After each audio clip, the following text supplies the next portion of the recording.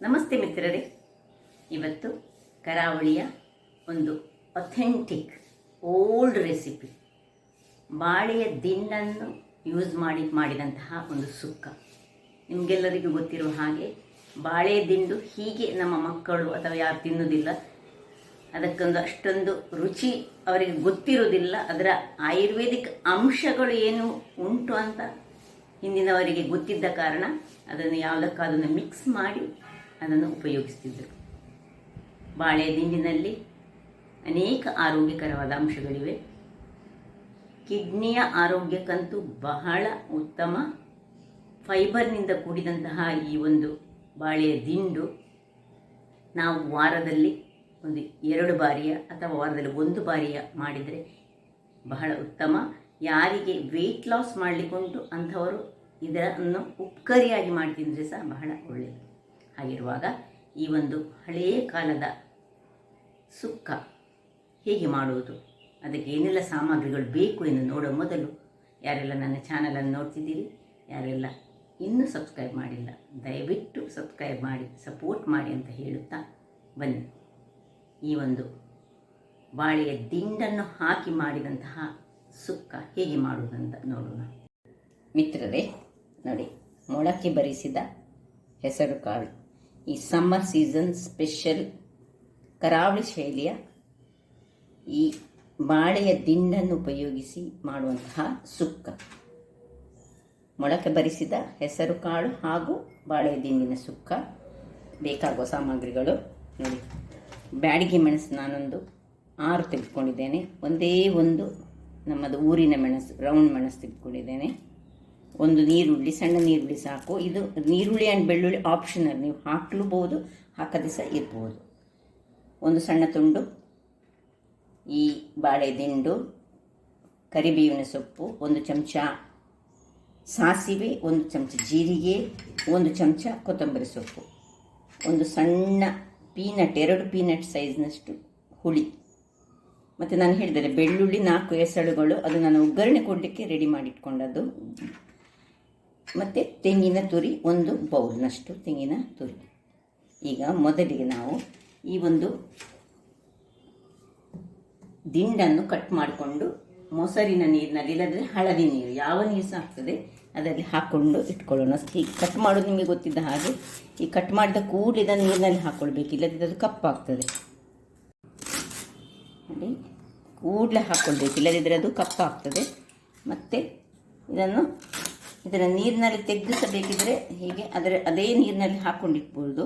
ನಾರುಗಳಂಶವನ್ನೆಲ್ಲ ತೆಗಿಬೇಕು. ಇದು ಚೊಗರಿನ ಅಂಶವನ್ನು ಹೊಂದಿರುವಂತಹದ್ದು, ಅದರಿಂದಾಗಿ ನಾವು ತುಳುವರು ಇದನ್ನು ಕನೇರ್ ಅಂತ ಹೇಳ್ತೇವೆ. ಸ್ವಲ್ಪ ಎಷ್ಟು ಸಾಧಾರಣ ನಿಮ್ಮ ಹದಕ್ಕೆ ಎಷ್ಟೆಷ್ಟು ದೊಡ್ಡದು ಬೇಕೋ ಅಷ್ಟೆಷ್ಟು ದೊಡ್ಡ ಕಟ್ ಮಾಡ್ಕೊಳ್ಳೋಣ. ತುಂಬ ಸಣ್ಣ ಕಟ್ ಮಾಡಬೇಕಂತ ಏನಿಲ್ಲ. ಈಗ ನಾವು ಇದನ್ನು ಬೇಯಲಿಕ್ಕೆ ಇಡಲಿಕ್ಕೆ ಉಂಟು. ಅದರಿಂದಾಗಿ ನೋಡಿ, ಹೀಗೆ 2-3 ಇದನ್ನು ಹೀಗೆ ಇಟ್ಟುಕೊಂಡು ರೌಂಡ್ ಕಟ್ ಮಾಡಿ, ಹೀಗೆ ಸಣ್ಣದಾಗಿ ಬೇಕಿದ್ರೆ ಸಣ್ಣದು ಕಟ್ ಮಾಡುವಾಗ ಮಾತ್ರ ನೋಡಿ, ಹೀಗೆ ತೆಗೆದು ಇದರಲ್ಲಿರುವ ನಾರಿನ ಅಂಶವನ್ನು ಹೀಗೆ ತೆಗೆದುಕೊಳ್ಬೇಕು. ಹೀಗೆ ಮಾಡುವಾಗ ನಾರು ಬರ್ತದೆ, ಆ ನಾರನ್ನು ಹೀಗೆ ಕೈಯಲ್ಲಿ ತೆಗೆದುಕೊಂಡು ಹೀಗೆ ಹಾಕಿದರೆ ಆಯಿತು. ಇದು ನೋಡಿ, ಎಲ್ಲ ಕಟ್ ಮಾಡಿ ಹೀಗೆ ನೀರಿನಲ್ಲಿ ಹಾಕ್ಕೊಂಡಿಟ್ಟಿದ್ದೇನೆ. ಒಂದೇ ಒಂದು ಇದು ಸಹ ನಾರುಗಳು ಸಹ ಇಲ್ಲ, ನಾರಿದ್ದರೆ ಹೀಗೆ ತೆಗೆದುಕೊಳ್ಳಿ. ಕೆಲವರು ಇದನ್ನು ಇಡಿಸುಡಿಯಲ್ಲಿ ಕಡ್ಡಿಗಳಲ್ಲಿ ಹೀಗೆ ಮಾಡಿ ತೆಗೆದುಕೊಳ್ತಾರೆ, ಅದು ಸಹ ಒಂದು ಒಳ್ಳೆಯ ವಿಧಾನ. ಹೀಗೆ ನೋಡಿ, ಹೀಗೆ ಇಡಿಸುಡಿ ಕಡ್ಡಿಯನ್ನು ಹಿಡಿದುಕೊಂಡು ಹೀಗೆ ಮಾಡಿದರೆ ಅದೆಲ್ಲ ನೋಡಿ ಒಂದು ಉಳಿದಿದ್ದರಲ್ಲಿ ಇದನ್ನು ಸಹ ನೋಡಿ ಹೀಗೆ ಸಹ ಕಟ್ ಮಾಡ್ಕೊಳ್ಬೋದು. ಹೀಗೆ ಮಾಡುವಾಗ ಅದರಲ್ಲಿರುವ ನಾರು ಇದಕ್ಕೆ ಸುತ್ತಿಕೊಳ್ತದೆ, ಇಡಿಸುಡಿಗಳಿಗೆ. ಕೋಲು ಒಂದು ಕಡ್ಡಿಯಲ್ಲಿ ಮಾಡಿದೆ. ಈಗ ಮೊದಲಿಗೆ ನೋಡಿ, ನಾನು ಮಜ್ಜಿಗೆ ನೀರಿನಲ್ಲಿ ಹಾಕಿದ್ರಿಂದಾಗಿ ಇದು ಏನು ಕಪ್ಪಾಗಲಿಲ್ಲ. ಹಾಗಾಗಿ ಯಾವಾಗಲೂ ಮಜ್ಜಿಗೆ ನೀರಿನಲ್ಲೇ ಈ ಒಂದು ಬಾಳೆ ದಿಂಡನ್ನು ಹಾಕ್ಕೊಳ್ಬೇಕು. ಬಹಳ ಆರೋಗ್ಯಕರವಾದ ಅಂಶವನ್ನು ಹೊಂದಿರುವಂತಹ ಈ ಒಂದು ಬಾಳೆ ದಿಂಡು ಫೈಬರ್ನಿಂದ ಕೂಡಿದ್ದದು, ಹಾಗೂ ಈ ಕಿಡ್ನಿಯ ಹೆಲ್ತನ್ನು ಬಹಳ ಚೆನ್ನಾಗಿ ಇಟ್ಟುಕೊಂಡಿರ್ತದೆ. ಅದರಿಂದಾಗಿ ಒಂದು ತಿಂಗಳಲ್ಲಿ 1-2 ಬಾರಿ ಆದರೂ ಇದನ್ನು ಮಾಡಿ ತಿನ್ನಬೇಕು. ಈಗ ಇದನ್ನು ನಾನು ಒಂದು ಪಾತ್ರೆಗೆ ಹಾಕ್ಕೊಳ್ತಿದ್ದೇನೆ.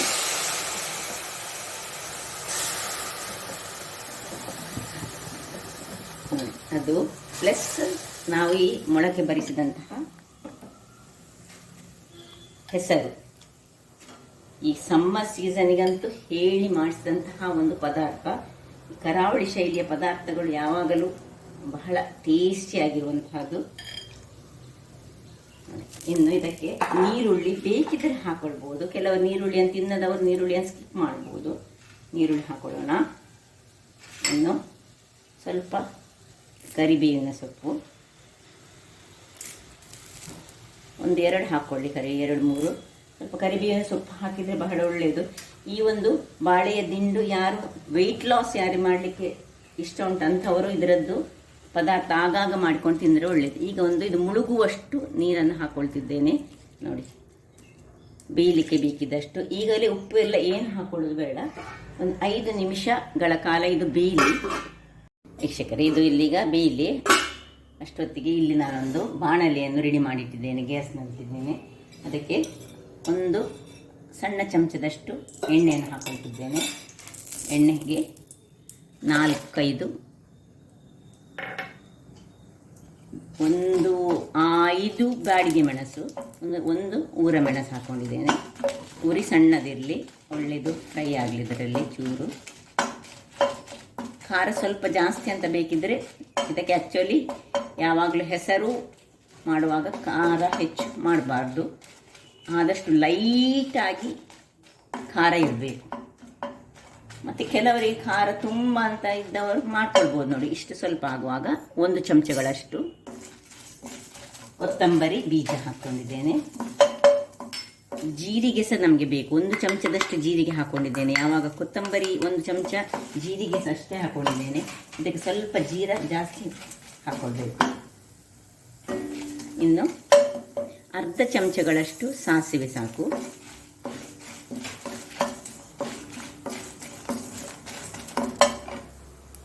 ಇನ್ನೊಂದು ಕರಿಬೇವಿನ ಸೊಪ್ಪನ್ನು ಇದಕ್ಕೆ ಸ್ವಲ್ಪ ಹಾಕೊಳ್ಳೋಣ. ಇದು ಆಪ್ಷನಲ್, ಬೇಕಿದ್ದಷ್ಟು ಮಾತ್ರ ಹಾಕೊಳ್ಬೋದು. ಅಥವಾ ಒಗ್ಗರಣೆ ಕೊಡುವಾಗ ಸ್ವಲ್ಪ ಹೆಚ್ಚು ಕರಿಬೇವಿನ ಸೊಪ್ಪು ಹಾಕಿದರೆ, ನಾನು ಸ್ವಲ್ಪ ಕರಿಬೇವಿನ ಸೊಪ್ಪು ಎಲ್ಲ ನನ್ನ ಅಡಿಗೆಗಳಲ್ಲಿ ಸ್ವಲ್ಪ ಜಾಸ್ತಿ ಬಳಸ್ತೇನೆ. ಯಾವಾಗಲೂ ಕೀಟನಾಶಕರಹಿತ ಸೊಪ್ಪು ಹೇಳಿದರೆ ನಮ್ಮ ಕರಿಬೇವಿನ ಸೊಪ್ಪೆ. ನಮ್ಮ ಮನೆ ಅಂಗಳದಲ್ಲಿ ಆದ್ರಂತೂ ಬಹಳ ಉತ್ತಮ. ಸಾಕು, ಇಷ್ಟ ಆಗುವಾಗ ನೋಡಿ, ಯಾವಾಗ ಸಾಸಿವೆ ಒಡೆಯಿತು ಇದನ್ನು ಆಫ್ ಮಾಡಿಕೊಂಡು ಸ್ವಲ್ಪ ತಣ್ಣಗಾಗಲಿಕ್ಕೆ ಬಿಡೋಣ. ವೀಕ್ಷಕರೇ, ಇಲ್ಲಿ ನೋಡಿ, ಇದು ತಣ್ಣಗಾಗಿದೆ. ಈಗ ಇದನ್ನು ನಾವು ಒಂದು ಮಿಕ್ಸಿಗೆ ಹಾಕೊಳ್ಳೋಣ. ಸಪೋಸ್ ನಿಮಗೆ ಸುಕ್ಕ ಮಾಡೋದು ಬೇಡ ಅಂತ ಇದ್ದರೆ ಇದೇ ಮಸಾಲೆ, ಬಟ್ ನೀವು ಇದರ ಒಟ್ಟಿಗೆ ತೆಂಗಿನ ತುರಿಯನ್ನು ಹಾಕ್ಕೊಂಡು ಫೈನಾಗಿ, ಅಂದರೆ ಸ್ವಲ್ಪ ಗ್ರೈಂಡ್ ಮಾಡಿಕೊಂಡು ನೀರು ಹಾಕ್ಕೊಂಡು ಗ್ರೈಂಡ್ ಮಾಡಿದರೆ ಆಗ್ತದೆ. ಇದೀಗ ನಾವು ಸುಕ್ಕ ಮಾಡೋದ್ರಿಂದಾಗಿ ಇದು ಕರಾವಳಿ ಶೈಲಿ ಸುಕ್ಕ ನಮ್ಮದು. ಇದಕ್ಕೀಗ ಸ್ವಲ್ಪ ಹಳದಿ ಪುಡಿ ಹಾಕೋಣ ನೋಡಿ. 1/4 ಸ್ಪೂನಷ್ಟು ಹಳದಿ ಪುಡಿ, ಮತ್ತು ಸ್ವಲ್ಪ ಈ ಹುಳಿ, 1-2 ಕಡಲೆಕಾಯಿ ಗಾತ್ರದ ಹುಳಿ,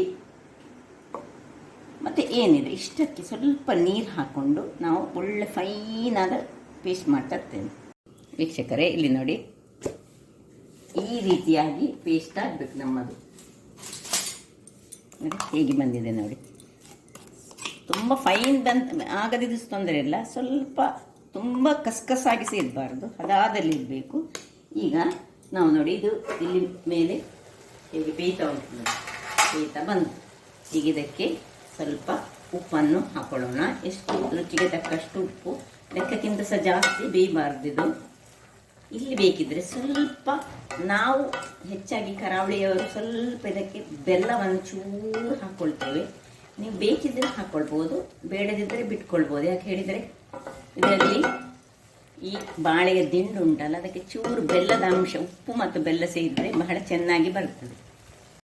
ಇಷ್ಟು ಬೆಲ್ಲವನ್ನು ನಾನು ಹಾಕ್ಕೊಳ್ತಿದ್ದೇನೆ. ಇನ್ನು ಸ್ವಲ್ಪ ತಿರುಗಿಸಿಕೊಂಡು, ಉಪ್ಪು ಇದರಲ್ಲಿ ಸ್ವಲ್ಪ ಎಳೆದುಕೊಳ್ಳುವಾಗ ಈ ಒಂದು ನಾವು ಮಾಡಿಕೊಟ್ಕೊಂಡಂತಹ ಮಸಾಲೆಯನ್ನು ಇದರಲ್ಲಿ ಹಾಕೊಳ್ಳೋಣ.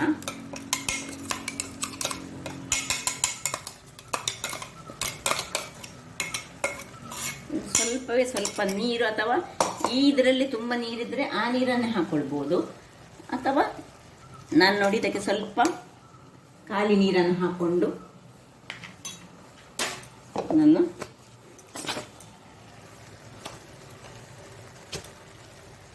ಹಾಕ್ಕೊಳ್ತಿದ್ದೇನೆ. ನಾನು ಗ್ರೈಂಡ್ ಮಾಡುವಾಗ ನೋಡಿ ಇದರಲ್ಲಿ 3/4 ಲೋಟಗಳಷ್ಟು ನೀರನ್ನು ಹಾಕಿ ಗ್ರೈಂಡ್ ಮಾಡಿಕೊಂಡದ್ದು. ನಿಧಾನಕ್ಕೆ ಸ್ವಲ್ಪ ಪುಡಿ ಆಗಬಾರ್ದು ಇದು. ಹೀಗೆ ಇದನ್ನು ಮಿಕ್ಸ್ ಮಾಡಿಕೊಂಡು 2 ನಿಮಿಷಗಳ ಕಾಲ ಬೇಯಿಸ್ಕೊಳ್ಳೋಣ. ಇದೀಗ ಬೇಯ್ತಾ ಇರುವಾಗ ಇಲ್ಲಿ ನೋಡಿ ನಾವು ಮಿಕ್ಸಿ ಮಾಡಿಕೊಂಡಂತಹ ಯಾವುದು ಈ ಮಸಾಲೆಯ ಪೇಸ್ಟ್ ಮಾಡಿದೆ ಅದರಲ್ಲೇ ತೆಂಗಿನ ತುರಿಯನ್ನು ಹಾಕ್ಕೊಳ್ತಿದ್ದೇನೆ. ಇನ್ನು ಅರ್ಧ ಚಮಚಗಳಷ್ಟು ಜೀರ ಹಾಕಿ ಒಂದು ಸುತ್ತು ತೆಗೆದು ತರ್ತೀನಿ. ಜಸ್ಟ್ ಕೋಸ್ಟ್ಲಿ ಗ್ರೈಂಡ್, ಜಸ್ಟ್ ಒಂದು ಸತಿ ಗುರ್ರ ಮಾಡಿ ತರೋದು. ಇಲ್ಲಿ ನೋಡಿ ಒಂದು ಬಾರಿ ತಿರುಗಿಸಿ ತಂದೆ. ಇದೀಗ ಹೀಗಿರಲಿ. ಇಲ್ಲಿ ನೋಡಿ, ಈಗ ಸಪೋಸ್ ಇದರಲ್ಲಿ ಸ್ವಲ್ಪ ನೀರು ಉಂಟಂತ ಆದರೆ, ನಾವು ಹಾಕಿದ ನೀರು ಸ್ವಲ್ಪ ಹೆಚ್ಚಾಯ್ತು ಅಂತ ಹೇಳಿದ್ರೆ ಇದರ ಬಾಯನ್ನು ಸ್ವಲ್ಪ ಓಪನ್ ಇಟ್ಟು 5 ನಿಮಿಷಗಳ ಕಾಲ ಹೀಗೆ ಬಿಡಿ. ನೋಡಿ, ನನ್ನದಲ್ಲಿ ಹೆಚ್ಚು ನೀರು ಉಳಿದಿಲ್ಲ. ನಾನು ಹಾಗೆ ಒಂದೇ 1 ನಿಮಿಷ ಹೀಗೆ ಇಟ್ಟುಕೊಂಡೆ. ಸಪೋಸ್ ಉಳಿದರೆ ನೀವು ಈಗ ಸ್ವಲ್ಪ ಹೊತ್ತು ಬಾಯಿ ಓಪನ್ ಇಟ್ಟಿಟ್ಟರೆ ಆಯ್ತು. ಇನ್ನೀಗ ಈ ಒಂದು ತೆಂಗಿನ ತುರಿಯನ್ನು ಇದರೊಳಗೆ ಹಾಕೊಳ್ಬೋದು. ಇನ್ನು ಸ್ವಲ್ಪ ಸಹ ನೀರು ಹಾಕೊಳ್ಳಿಕ್ಕಿಲ್ಲ. ನಾವೆಲ್ಲ ಇದನ್ನು ಹೀಗೆ ಕೈಯಲ್ಲಿ ತೆಗೆದುಕೊಂಡು ಇದರಲ್ಲಿ ಹಾಕಿ ಮಿಕ್ಸ್ ಮಾಡಿಕೊಳ್ಳೋಣ.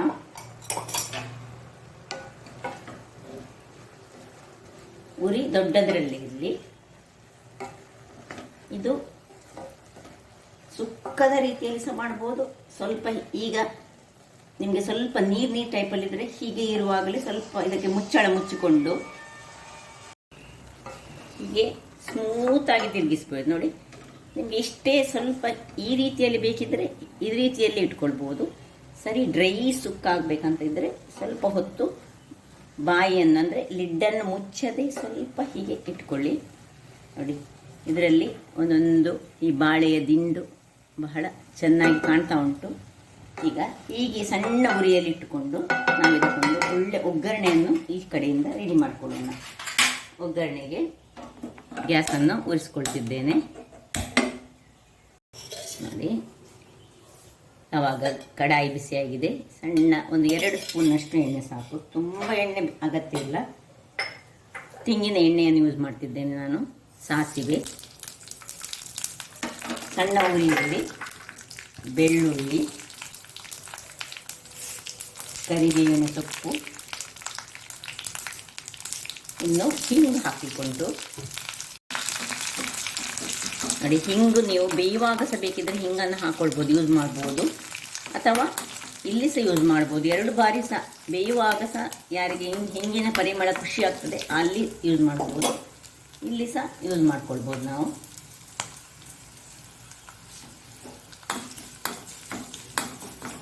ಸ್ವಲ್ಪ ಬೆಳ್ಳುಳ್ಳಿ ಬ್ರೌನ್ ಕಲರಿಗೆ ಬರಬೇಕು, ಅಷ್ಟು ತನಕ ಹುರ್ಕೊಳ್ಳೋಣ. ನೋಡಿ, ಒಳ್ಳೆ ಬ್ರೌನ್ ಕಲರಿಗೆ ಯಾವಾಗ ಬೆಳ್ಳುಳ್ಳಿ ಬಂದು ಆ ಹೊತ್ತಿಗೆ ಇದನ್ನು ಆಫ್ ಮಾಡಿಕೊಂಡು ಇಲ್ಲಿ ನೋಡಿ, ಇದು ಸಹ ಒಳ್ಳೆ ಸುಕ್ಕದಲ್ಲಿ ಸುಕ್ಕಿಯಾಗಿ ಉಂಟು. ಹಾಕ್ಕೊಳ್ಳೋಣ. ಹೀಗೆ ಒಳ್ಳೆ ತಿರುಗಿಸ್ಕೊಂಡು ಆಫ್ ಮಾಡ್ಕೊಳ್ತಿದ್ದೇನೆ. ಎಣ್ಣೆ ಬೇಕಿದ್ರೆ ನೀವು ಇನ್ನೂ ಸ್ವಲ್ಪ ಹೆಚ್ಚು ಎಣ್ಣೆಯನ್ನು, ತೆಂಗಿನ ಎಣ್ಣೆಯನ್ನು ಹಾಕ್ಕೊಳ್ಬೋದು. ಕೆಲವರು ತುಂಬ ಎಣ್ಣೆ ಹಾಕ್ತಾರೆ ನಮ್ಮಲ್ಲಿ. ನಾನು ಸ್ವಲ್ಪ ಹೆಲ್ತ್ ಕಾನ್ಷಿಯಸ್ ಹೇಳಿ ತೆಂಗಿನ ಎಣ್ಣೆ ದೇಹಕ್ಕೆ ಬಹಳ ಒಳ್ಳೆಯದು, ಏನು ತೊಂದರೆ ಇಲ್ಲ. ಆರೋಗ್ಯವನ್ನು ಹೆಚ್ಚು ಮಾಡುವಂಥದ್ದು ತೆಂಗಿನ ಎಣ್ಣೆ. ಹಾಗಾಗಿ ನೋಡಿ, ಆಯಿತು, ರೆಡಿ ಆಯಿತು. ಇನ್ನು ಸರ್ವಿಂಗ್ ಟೈಮ್, ಸರ್ವ್ ಮಾಡ್ಕೊಳ್ಳೋಣ.